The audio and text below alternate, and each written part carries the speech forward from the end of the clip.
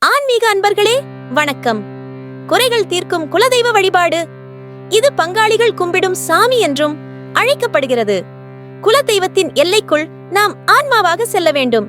அன்பு, ஒற்றுமை மட்டுமே இருக்க வேண்டும். மன தூய்மையுடன், ஆன்மா என்ற எண்ணத்துடன் உள்ளே சென்று வழிபடுங்கள். வழிபட்டு பாருங்கள்.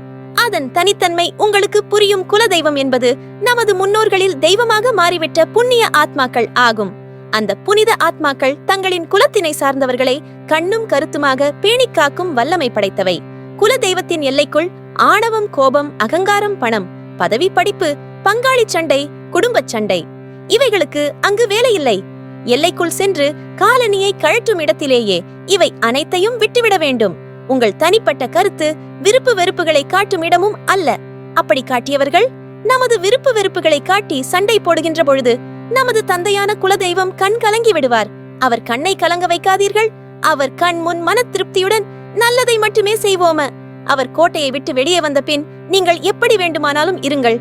எனவேதான் அந்த தெய்வங்கள் குலதெய்வங்கள் என்று சிறப்புடன் அழைக்கப்படுகின்றன.